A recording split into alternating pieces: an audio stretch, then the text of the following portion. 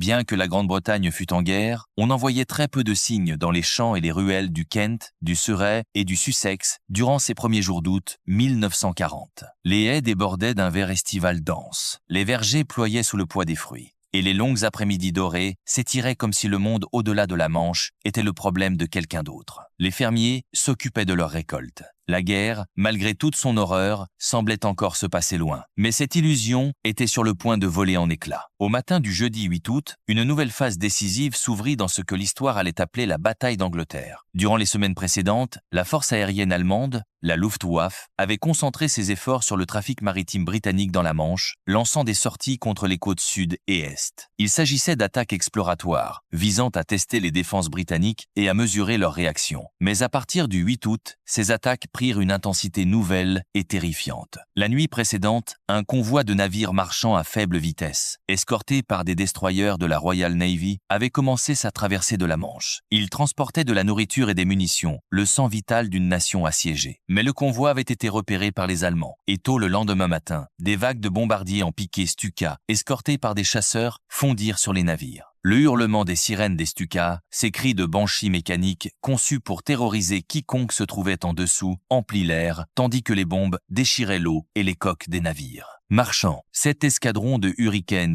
et de Spitfire décollèrent en urgence pour les affronter. Dans les violents combats aériens qui s'ensuivirent, 31 avions allemands furent abattus contre 19 des nôtres. 7 navires furent coulés et beaucoup d'autres endommagés. Ce fut un échange brutal. Et il allait devenir le schéma des attaques dans la Manche durant les jours suivants. Vague après vague d'appareils allemands affrontés par le courage désespéré d'une poignée de pilotes de chasse britanniques. Mais pour comprendre comment la Grande-Bretagne s'était retrouvée dans cette situation seule, en infériorité numérique, le dos contre la mer, il nous faut remonter quelques mois en arrière jusqu'aux décisions, aux mauvais calculs et à l'arrogance qui avait planté le décor de ce qui allait se dérouler. Pendant ce temps, à Berlin, les plans d'invasion de la Grande-Bretagne étaient élaborés avec une précision froide et méthodique. Hitler avait espéré que, face à la chute de la France, une Grande-Bretagne isolée serait heureuse de conclure un pacte de paix avec lui. La France avait capitulé en à peine 6 semaines, le corps expéditionnaire britannique avait été chassé du continent à Dunkerque sûrement, raisonnait Hitler, les Britanniques verraient l'inutilité de continuer seuls. Il avait tort. Lorsque Churchill déclina sèchement l'offre, Hitler décida d'envahir dans les meilleurs délais et ainsi fut mise en branle la machinerie de l'opération Otari, la stratégie d'Hitler pour l'invasion et l'occupation de la Grande-Bretagne. Le plan était méthodique et terrifiant dans son ambition. La première phase consistait à anéantir la Royal Air Force.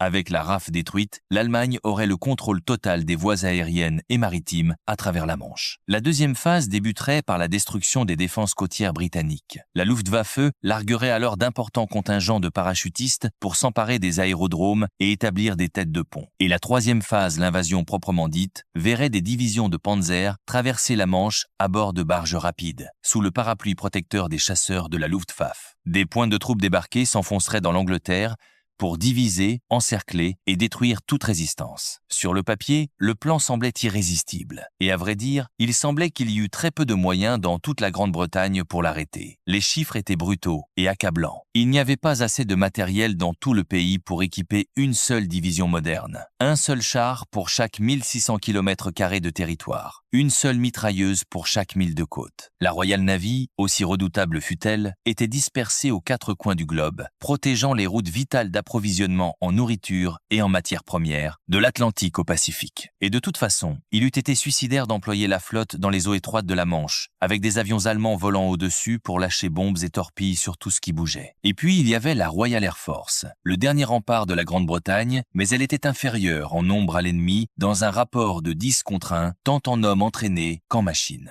10 contre 1, telles étaient les chances auxquelles faisait face chaque jeune pilote qui montait dans un Spitfire ou un Hurricane à l'été 1940. Il y avait aussi le peuple britannique lui-même. Comment réagirait-il en cas d'invasion? Depuis la chute de la France, nul ne doutait qu'une tentative d'invasion aurait lieu et qu'elle pouvait survenir à tout moment. Chacun savait que chaque homme, femmes et enfants du pays seraient une cible. Aussi savaient-ils qu'ils avaient une grande tâche à accomplir. Pour la population civile, la défense du front intérieur était le mot d'ordre être prêt à l'assaut, quel que soit le moment qu'Hitler choisirait pour le déclencher. Et à Berlin, c'est précisément ce qu'Hitler et ses généraux discutaient. Les dernières touches étaient apportées au plan de l'opération Otari. L'heure était venue pour la première phase de commencer. Les données mathématiques de l'invasion semblaient écrasamment favorables à l'Allemagne. La Wehrmacht avait conquis la Pologne en quelques semaines, envahi le Danemark et la Norvège, balayé les Pays-Bas et mis à genoux la France, la puissante France, dotée de la plus grande armée d'Europe en seulement 6 semaines. Toute armée qui s'était dressée sur le chemin d'Hitler avait été écrasée. Toute forteresse avait cédé. Toute ligne de défense avait été percée. Désormais, seuls 34 km d'eau grise et agitée séparaient la machine militaire la plus puissante de l'histoire de la dernière nation libre d'Europe occidentale. Pour les hommes du Fighter Command,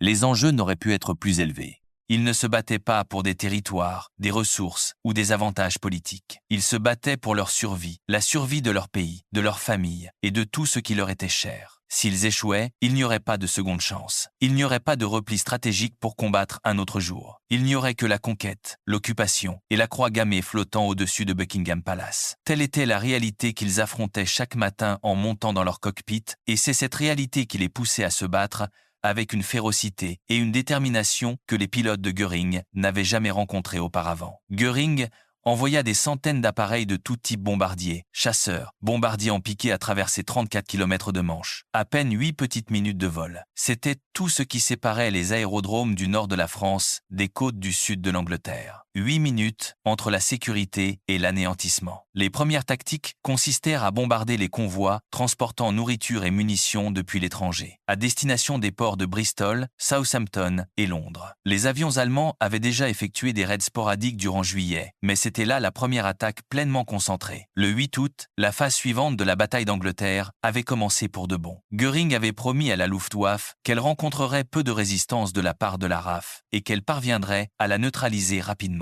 Il dit à ses pilotes qu'ils auraient la maîtrise du ciel en quelques jours, quelques semaines, tout au plus. Pourtant, il y avait un problème. Un problème que Göring, dans son arrogance, avait omis de reconnaître. La Royal Air Force d'Août 1940 était une toute autre créature que le corps mal équipé qu'Hitler avait connu au moment de Munich, 2 ans auparavant. Durant ces 2 années, la Grande-Bretagne avait silencieusement, désespérément construit. De nouvelles usines avaient été érigées, de nouveaux avions avaient été conçus et produits, et toute une génération de jeunes hommes avait été formée pour les piloter. Les jours d'août 1940 étaient absolument décisifs pour la Grande-Bretagne comme pour l'Allemagne, et peut être, en réalité, pour l'avenir du monde libre. Les cieux au-dessus du sud de l'Angleterre étaient un champ de bataille quotidien entre avions de chasse. C'était une époque de guerre peut être la dernière où des batailles se livraient sur une base presque personnelle, par une poignée d'hommes à peine, plutôt que par des armées de soldats anonymes. Ils pouvaient voir le blanc des yeux de l'adversaire. Ils pouvaient regarder un homme qu'ils venaient d'abattre tomber en vrille dans les flammes, et ils remontaient dans leur cockpit,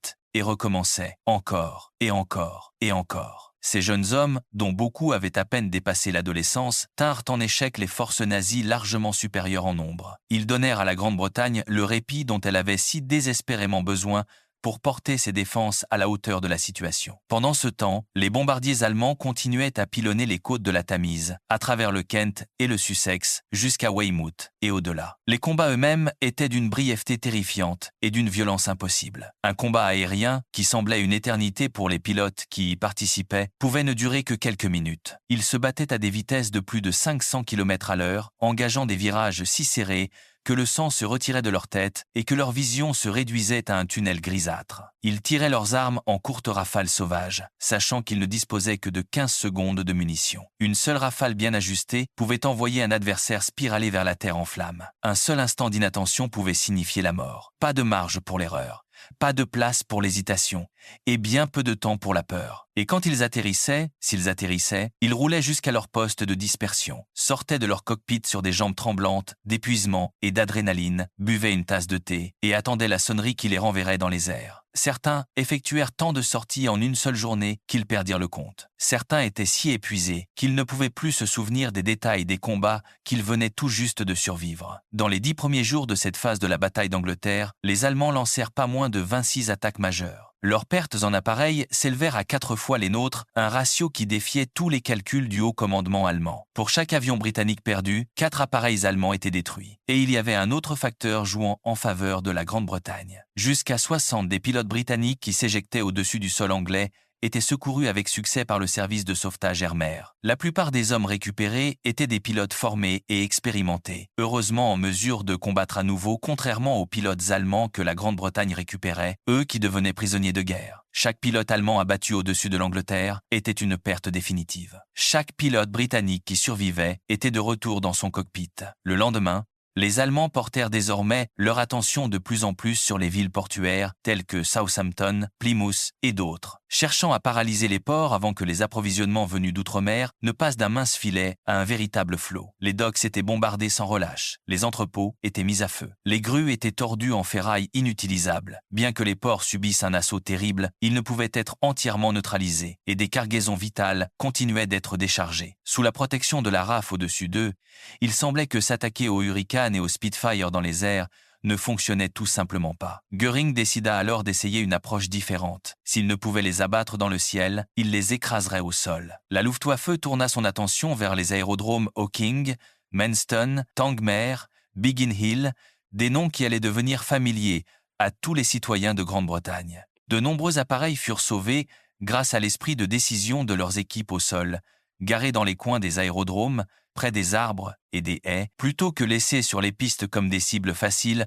en attendant la prochaine sortie. Le coût pour les assaillants allemands était élevé et de nombreux pilotes chevronnés finirent prisonniers de guerre, mais les aérodromes étaient durement touchés. Les pistes étaient criblées de cratères, les hangars réduits à des amas de métal tordus, les communications coupées. Ce fut une période frustrante pour les dirigeants nazis. Sur un front de 3000 km allant de la Norvège à la Normandie, leur programme de Blitz était entravé parce que la RAF continuait de voler. Contre toute attente, contre toutes les prévisions, contre tout calcul rationnel, la RAF était encore dans les airs. Hitler convoqua le maréchal Göring et lui ordonna de mettre rapidement fin à la résistance britannique. Celle-ci retardait sérieusement ses plans d'invasion, qui devaient aboutir avant la mi-septembre et la fin de l'été. L'urgence était réelle. Hitler savait qu'une traversée de la Manche ne serait réalisable que dans les eaux calmes de la fin de l'été. Une fois l'automne arrivé, les mers deviendraient trop agitées pour les barges à fond plat qu'il comptait utiliser. Chaque jour où la RAF survivait était un jour de plus rapprochant le moment où la météo se retournerait contre lui. Chaque semaine de retard rétrécissait la fenêtre d'opportunité, jusqu'à ce qu'elle se referme entièrement. L'horloge tournait, et pour une fois, elle ne tournait pas en faveur de l'Allemagne. Les pertes, pendant ce temps, s'accumulaient des deux côtés. Chaque matin, les tableaux de bord au quartier général du Fighter Command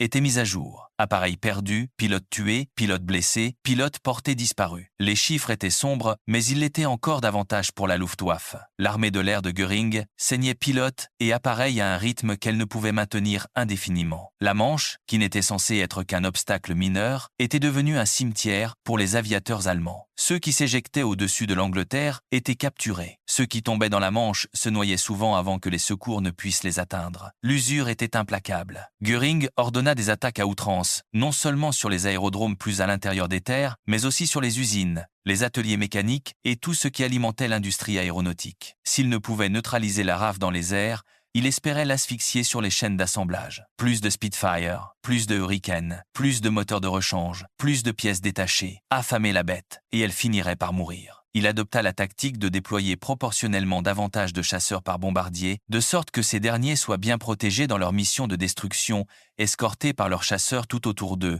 au-dessus, en dessous, sur chaque flanc. Les formations allemandes réussirent à percer les défenses côtières par la seule force du nombre. Elles atteignirent des zones plus éloignées dans les terres qu'elles n'avaient jusqu'alors réussi à atteindre. Bombardant aérodromes, usines d'aviation, manufactures de munitions et ateliers mécaniques, les dégâts étaient sévères, les hangars brûlaient, les usines étaient réduites en gravats. Les ateliers qui produisaient des composants vitaux pour les Spitfire et les Hurricanes étaient rasés du jour au lendemain. Pendant quelques semaines désespérées, il sembla que la nouvelle stratégie de Göring pourrait effectivement réussir. Mais le moral de la population était à un niveau remarquable. Les usines bombardées le lundi recommençaient à produire le mercredi. Les ouvriers déblayaient les décombres, montaient des abris provisoires et retournaient à leur tour et à leur chaîne d'assemblage. Le système de défense s'améliorait lui aussi rapidement. Des postes d'observation et d'écoute furent installés tout le long de la côte. En plus du radar, cette technologie révolutionnaire, capable de détecter les avions ennemis avant même qu'ils n'aient quitté le continent. Le système fonctionnait avec une efficacité extraordinaire. Un message rapide d'une station de contrôle à la base de chasse la plus proche, et les pilotes britanniques étaient déjà en route pour accueillir l'ennemi, avant qu'il n'atteigne les côtes de Grande-Bretagne, encore au-dessus de la Manche. Cette capacité à détecter et à intercepter était quelque chose que Göring n'avait jamais anticipé, et elle lui coûtait cher. Jour après jour, des batailles aériennes se livraient dans les cieux à 6 ou 8 kilomètres au-dessus des campagnes du Kent et du Sussex. Parfois elles étaient hors de vue, et souvent hors de portée des guetteurs en bas. Les pilotes continuaient de voler, s'accordant à peine quelques heures de repos avant de se précipiter pour une nouvelle sortie. Cela se poursuivait parfois des jours durant.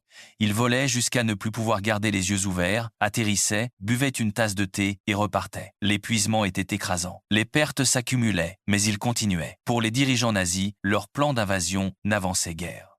Déjà, Hitler avait été contraint de reporter la date prévue de l'opération Otari. La RAF refusait tout simplement de mourir. Et avec chaque jour qui passait, chaque raid manqué, chaque bombardier qui ne rentrait pas à son aérodrome français, la fenêtre d'opportunité pour une traversée de la Manche se rétrécissait davantage. Les aérodromes du sud de l'Angleterre était devenu le terrain le plus disputé de la planète. Biggin Hill seul fut bombardé à plusieurs reprises certains jours. Les dégâts étaient si graves que les opérations devaient être transférées vers des terrains satellites de secours. Des cratères défiguraient les pistes, mais les équipes au sol comblaient les trous. Les ingénieurs réparaient les lignes téléphoniques et les chasseurs continuaient de décoller. La résilience était extraordinaire. C'était comme si la terre même d'Angleterre refusait de céder. Les pilotes eux-mêmes étaient poussés aux limites extrêmes de l'endurance humaine. Beaucoup d'entre eux effectuaient 5, 6, voire 7 sorties par jour. Ils saisissaient quelques instants de sommeil où ils pouvaient dans des chaises longues au bord de la piste, dans les cockpits de leurs appareils, dans n'importe quel recoin où ils pouvaient fermer les yeux 20 minutes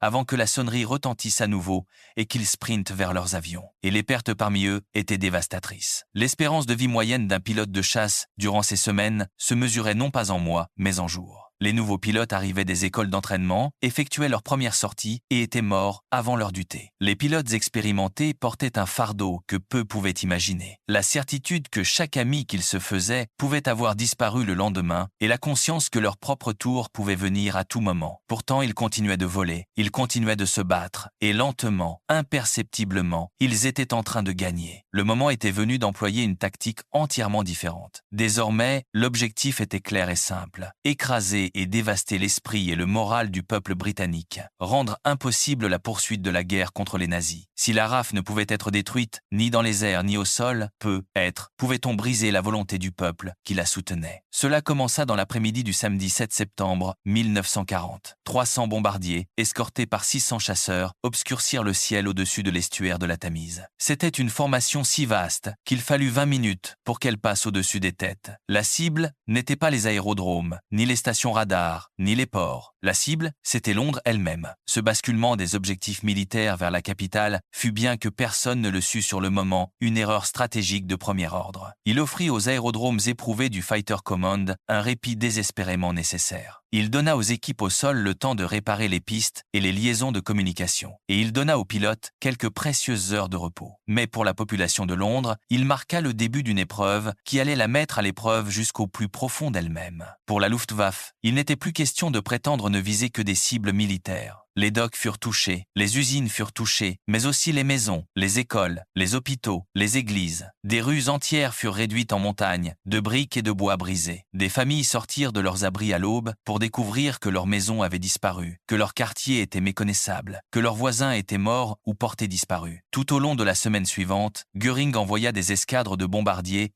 pour briser l'esprit des citoyens, mais en vain. L'esprit ne se brisa pas. Göring décida alors d'engager la pleine puissance de sa Luftwaffe dans l'une des plus grandes attaques aériennes jamais montées jusqu'à ce point de la guerre. C'était un dimanche, le 15 septembre 1940, une date qui allait devenir l'une des plus célèbres de la bataille d'Angleterre. C'était une idéale journée d'été. Ciel dégagé, soleil chaud, lorsqu'une flotte de 500 bombardiers et chasseurs allemands traversa la Manche et franchit la côte anglaise en approchant par le sud-ouest. Les Londoniens se promenant dans les parcs ce dimanche-là, les familles attablées devant leur rôti dominical, les enfants bottant un ballon dans les rues, ils ignoraient pour la plupart qu'une bataille historique en 3 dimensions se livrait à mort dans les cieux au-dessus d'eux. C'était une guerre aérienne à une échelle jamais vue auparavant. Dans la seule première demi-heure, 200 combats individuels avaient eu lieu, 200 duels séparés entre pilotes qui pouvaient se voir à travers leurs verrières, qui se tiraient dessus à des distances mesurées en mètres, qui regardaient l'autre tomber. Certains avions allemands percèrent les défenses de Londres. Certains atteignirent le ciel au-dessus du centre de la ville lui-même. Des bombes tombèrent, des bâtiments brûlèrent, des gens moururent. Mais la RAF était partout, et le tribut payé par les formations allemandes fut dévastateur. Ce qui distinguait ce jour de tous les autres n'était pas simplement l'ampleur de l'attaque, mais la totalité de la réponse britannique. Chaque escadron disponible fut engagé dans la bataille. Il n'y avait plus de réserve. Le Fighter Command avait tout engagé ce qu'il possédait. Si les Allemands avaient su cela, s'ils avaient su qu'une vague de bombardiers supplémentaires aurait être trouvé un ciel vide au-dessus de Londres, le dénouement aurait pu être bien différent. Mais ils ne le savaient pas. Tout ce qu'ils savaient, c'est que partout où ils se tournaient, des Spitfire et des Hurricanes plongeaient depuis le soleil, fauchant leur formation à coups de mitrailleuses, dispersant leurs flots de bombardiers, envoyant des appareils s'effondrer vers la terre, en spirale de fumée et de flammes. Pour les pilotes allemands qui survécurent à cette journée et rentrèrent péniblement vers leurs aérodromes du nord de la France, le message était sans équivoque. La RAF n'était pas détruite. Elle était loin d'être détruite. Les promesses que Göring avait faites que la puissance aérienne britannique serait balayée des cieux en quelques jours venaient d'être exposées comme une chimère. La Luftwaffe avait frappé de toutes ses forces et la Grande-Bretagne avait encaissé le coup et riposté avec encore plus de vigueur. Ce n'est que lorsque la plupart des gens rentrèrent chez eux ce soir-là et écoutèrent leur poste de radio qu'ils apprirent la nouvelle de la bataille aérienne la plus décisive de la guerre. Les premiers rapports surestimèrent le nombre d'avions allemands abattus. Le brouillard de la guerre gonfla les chiffres. Ce n'est que bien plus tard que les estimations furent revues à la baisse. Néanmoins, la réalité était limpide. Ce fut un coup mortel porté à la Luftwaffe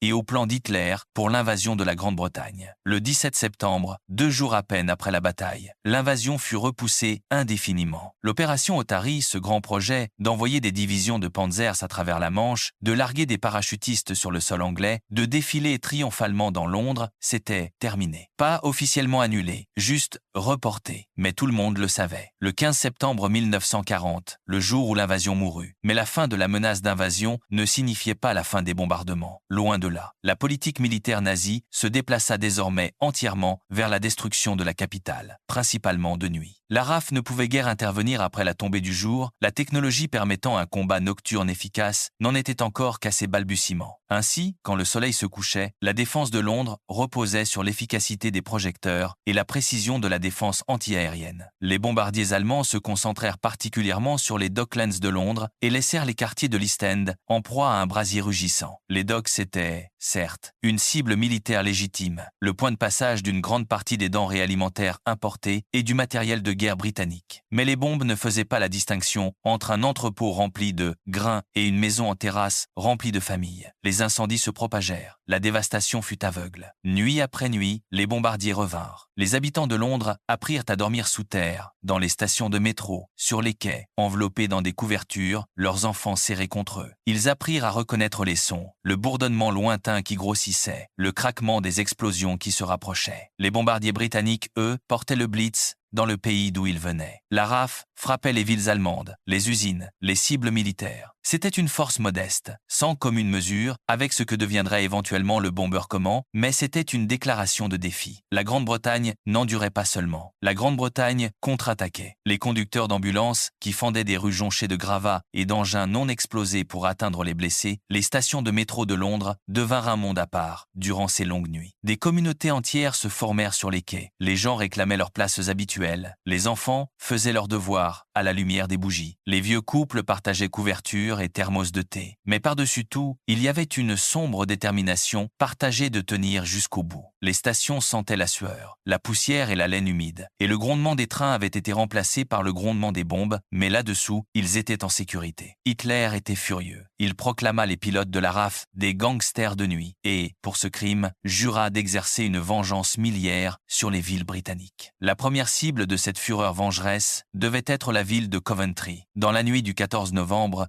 1940, 500 tonnes de bombes s'abattirent sur la ville. Entre le crépuscule et l'aube suivante, Coventry fut bombardée plus à plat et plus violemment que Rotterdam ou Varsovie. La cathédrale médiévale, qui s'était dressée pendant 500 ans, fut réduite à une carcasse. Des rues qui grouillaient de vie le matin étaient méconnaissables au lever du jour. La destruction était quasi totale. Et pourtant, la destruction quasi totale de Coventry et d'autres villes comme Plymouth ne rapprocha pas la guerre d'une seule seconde de sa fin pour les Allemands. Nuit après nuit, semaine après semaine, les bombardiers revenaient. Les Londoniens développèrent des routines de survie. Ils apprirent à déchiffrer les sons du raid. Le bourdonnement lointain qui signifiait que les bombardiers étaient encore éloignés, le ton montant qui signifiait qu'ils se rapprochaient, le silence soudain qui signifiait qu'une bombe tombait directement au-dessus d'eux. Ils apprirent quels abris étaient les plus solides, quelles stations de métro étaient les plus profondes, quel sous-sol offrait la meilleure protection. Ils apprirent à dormir à travers tout, sauf un impact direct. Ils s'adaptèrent, parce que l'adaptation était le prix de la survie. Chacune de ces nuits apportait ses propres horreurs particulières. Certaines nuits, l'East End subissait le plus gros de l'assaut, les ruelles étroites de Stepney et de Poplar, dévorées par les flammes. D'autres nuits, les bombardiers s'aventuraient plus à l'ouest, frappant Mayfair et Westminster.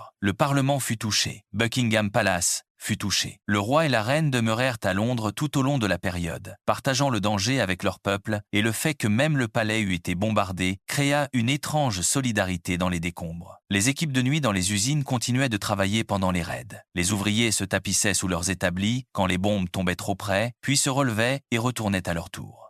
La production ne s'arrêta jamais. Chaque Spitfire qui sortait de la chaîne d'assemblage était une petite victoire contre la stratégie de terreur allemande. Pendant 109 nuits consécutives, une partie ou une autre de Londres fut sauvagement bombardée. 109 nuits de sirènes, d'abris, d'attente, puis d'émergence dans la fumée et la poussière pour compter les morts et recommencer. Mais de façon inattendue, une nuit, les citoyens eurent leur premier répit. Le 25 décembre 1940, Noël. C'était une pause incroyable. Les familles se rassemblèrent. Les enfants ouvrirent le peu de cadeaux qu'on avait pu trouver. Pour une nuit, une seule, les cieux furent silencieux. Pas de sirène, pas de bombe, pas d'incendie. Juste le calme d'une nuit d'hiver et la fragile illusion de la paix. Mais ce n'était qu'un répit. Le lendemain de Noël arriva, et avec lui, les bombardiers revinrent. Et pourtant, dans les jours et les semaines qui suivirent, quelque chose commença à changer. Les citoyens remarquèrent que les raids devenaient plus courts et moins fréquents. Au printemps, ils avaient presque disparu. Les cieux sombres de l'hiver cédaient la place à des nuits plus calmes. Les gens commençaient à chuchoter que peut être, tout juste peut être, le pire était passé. Puis, presque sans crier gare, le Blitz revint avec une fureur redoublée. Pour beaucoup, il semblait pire tout ce qui avait précédé. Des millions de bombes incendiaires s'abattirent sur la capitale, de petits engins meurtriers conçus non pas pour exploser, mais pour brûler. Et brûler, ils le firent. En quelques minutes, plus de 1500 sections différentes de la ville s'embrasèrent en brasiers rugissants qui fusionnèrent les uns avec les autres. Des flammes qui s'alimentaient mutuellement, des flammes qui créaient leur propre courant d'air en aspirant l'air des rues avoisinantes et en projetant des colonnes de feu à des dizaines de mètres dans le ciel. C'était le plus grand incendie que Londres eût connu depuis le grand incendie de 1666, près de 300 ans auparavant. La comparaison n'échappa à personne. Sous terre, dans les stations de métro et les abris, les habitants de Londres avaient l'impression d'être revenus là où ils en étaient 4 mois auparavant. L'espoir qui s'était construit au fil des semaines plus calmes du printemps s'évanouit en une seule nuit de feu. Il semblait qu'ils allaient devoir tout endurer à nouveau. L'épuisement était écrasant, la peur était bien réelle, mais la résolution demeurait. Puis, le lendemain, à la stupéfaction générale, il n'y eut pas de sirène, pas de bourdonnement de bombardiers, pas de grondement d'explosion, pas d'incendie à l'horizon, juste le silence. Les gens attendirent. Ils se préparèrent mentalement. Sûrement cela allait venir. Sûrement c'était juste un nouveau bref répit avant la prochaine vague. Mais la vague ne vint jamais. Ils ne le savaient pas encore. Ils ne pouvaient pas le savoir. Mais Hitler s'était détourné de la Grande-Bretagne pour entreprendre la conquête de la Russie. La Luftwaffe était redéployée vers l'Est, vers les vastes steppes et les plaines gelées de l'Union soviétique. L'opération Barbarossa. L'invasion de la Russie par Hitler était devenue sa nouvelle obsession, et en la poursuivant, il avait commis ce que l'histoire jugerait être son erreur la plus catastrophique. Le silence qui suivit les dernières bombes fut, pour nombre de Londoniens, le son le plus étrange qu'ils eussent jamais entendu. Pendant des mois, la bande sonore de leur vie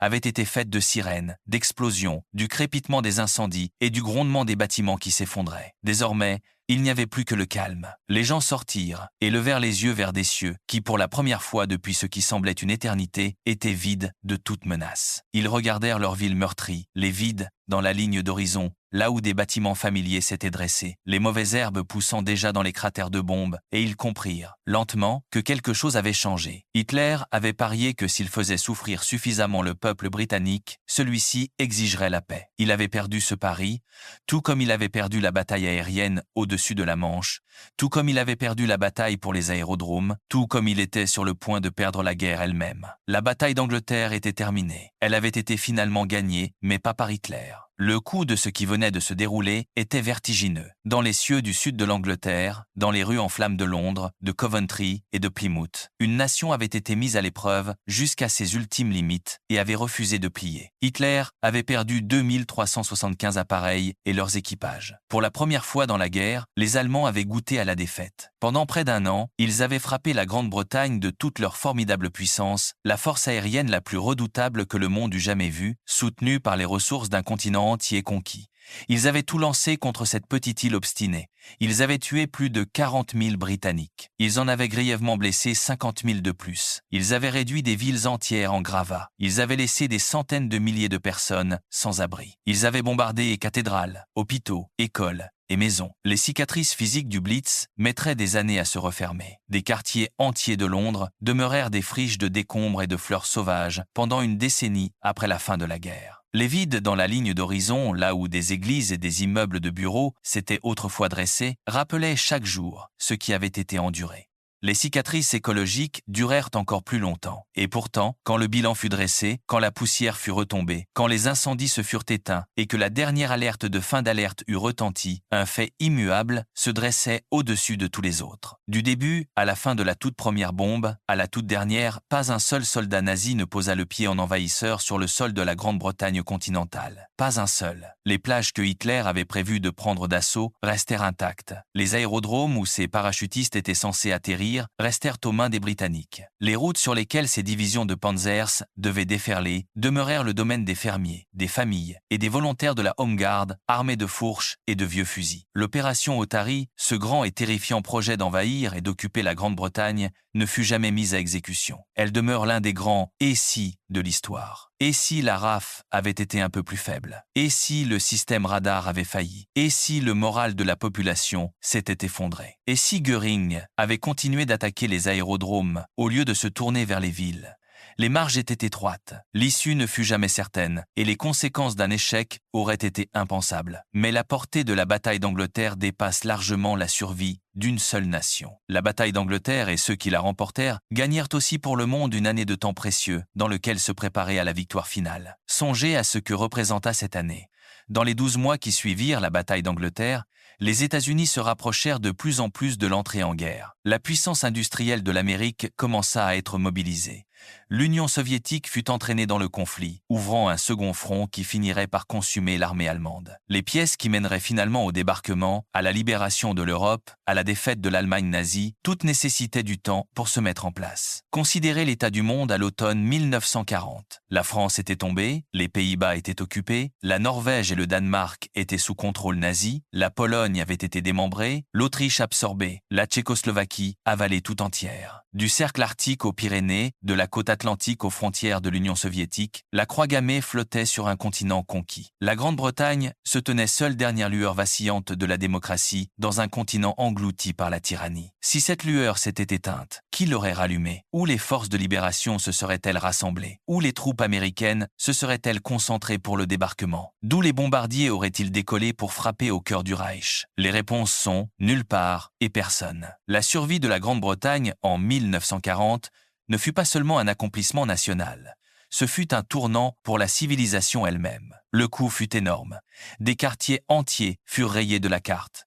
Des familles furent déchirées. Des enfants grandirent dans des abris, connaissant le son des bombes qui tombent avant de connaître celui du chant des oiseaux. Une génération de jeunes hommes fut consumée dans les cockpits de leurs chasseurs, leur âge moyen à peine 20 et 1 an, leur bravoure sans mesure, leur sacrifice sans prix. Dans les décennies qui suivirent la guerre, le souvenir de la bataille d'Angleterre prit une dimension presque mythique. L'histoire des « quelques-uns », ces jeunes pilotes de chasse qui se précipitaient jour après jour vers leur cockpit, est devenue l'un des récits fondateurs du XXe siècle. Mais ce serait rendre un mauvais service à l'histoire que de ne se souvenir que des pilotes. La bataille d'Angleterre fut gagnée par les pilotes, oui, mais elle fut aussi gagnée par les équipes au sol qui réparaient les appareils endommagés toute la nuit, travaillant à la lumière des torches dans des hangars dévastés par les bombes. Elle fut gagnée par les ouvriers des usines qui construisaient des Spitfire et des Hurricanes plus vite que les Allemands ne pouvaient les détruire. Elle fut gagnée par les opérateurs radars qui fixaient leurs écrans heure après heure, guettant les points lumineux verts qui signalait l'approche d'un nouveau raid. Elle fut gagnée par les volontaires du corps d'observation qui se tenaient sur les falaises et dans les clochers, scrutant le ciel avec leurs jumelles. Elle fut gagnée par les servants des canons anti-aériens qui tiraient dans l'obscurité. Et elle fut gagnée par les hommes,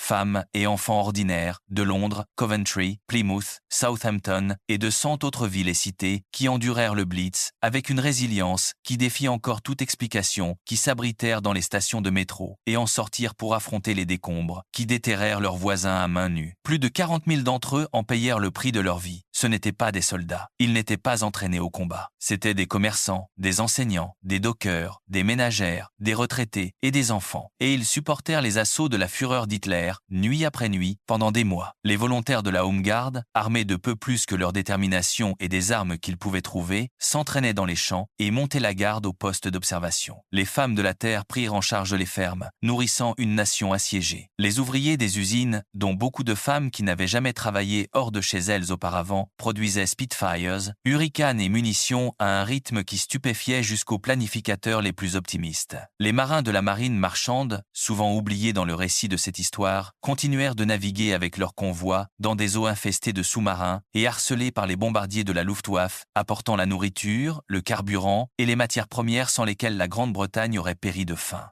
Ils faisaient tous partie de la bataille d'Angleterre. Ils méritent tous de figurer aux côtés des pilotes de chasse dans les halls de la mémoire. Ils méritent d'être rappelés non comme des statistiques, non comme des notes de bas de page dans une histoire militaire, mais comme des personnes qui avaient peur et qui ont tenu quand même, des personnes qui ont tout perdu et qui ont reconstruit, des personnes qui, dans l'heure la plus sombre de l'histoire de leur nation, ont trouvé en elles-mêmes une force qu'elles ne se connaissaient pas. La bataille d'Angleterre dura de l'été 1940 au printemps 1941. Dans le grand souffle de la Seconde Guerre mondiale, ce fut un seul chapitre d'un conflit qui ferait rage pendant 6 ans sur tous les continents. Mais ce fut le chapitre qui importa le plus, car si la Grande-Bretagne était tombée, si la RAF avait été détruite, si le peuple s'était rendu, si Hitler avait traversé la Manche, il n'y aurait eu aucune base depuis laquelle lancer la libération de l'Europe, aucun tremplin pour le débarquement, aucun porte-avions insubmersible depuis lequel les forces américaines et britanniques auraient pu frapper au cœur de l'Allemagne nazie. Tout ce qui suivit chaque victoire, chaque libération, chaque pas sur la longue route vers Berlin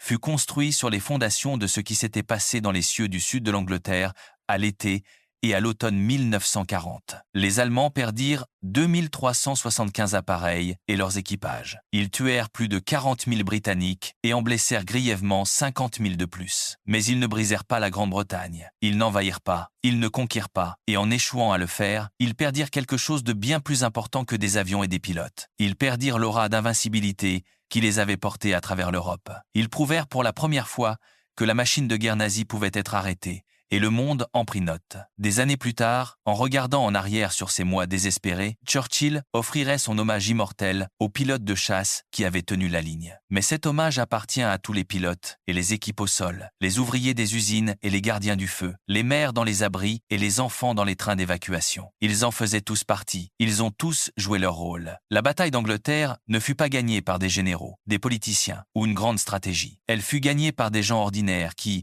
lorsque l'instant du plus grand danger arriva, se révélèrent être tout sauf ordinaires. Elle fut gagnée par une nation qui regarda l'abîme en face et choisit, avec un calme et une obstination tranquille, de ne pas y tomber. Dans chaque cimetière où reposent les combattants tombés de la bataille d'Angleterre, dans chaque mémorial où leurs noms sont gravés dans la pierre, la même vérité résonne à travers les décennies. C'étaient des gens qui se sont levés quand il eût été plus facile de se courber, qui se sont battus quand tous les calculs disaient qu'ils devaient perdre, qui ont tenu quand le reste du monde s'attendait à les voir se briser. Ils ne se sont pas battus pour la gloire ni pour la conquête. Ils se sont battus pour leur foyer, leur famille, leur mode de vie, et ce faisant, ils ont changé le cours de l'histoire. Pas seulement pour la Grande-Bretagne, pour le monde. Tel est l'héritage de la bataille d'Angleterre. Voilà ce que ces mois de feu, de courage et de sacrifice signifient véritablement. Et voilà pourquoi, plus de 80 ans plus tard, nous nous souvenons parce que l'histoire de ce qui s'est passé dans les cieux du sud de l'Angleterre à l'été et à l'automne 1940 n'est pas simplement une histoire de guerre. C'est une histoire de ce dont les êtres humains sont capables lorsque tout ce qu'ils aiment est en jeu. C'est une histoire du triomphe, du courage sur la peur, de la résilience sur le désespoir, de l'espoir sur les ténèbres. Et c'est une histoire qui ne doit jamais être oubliée.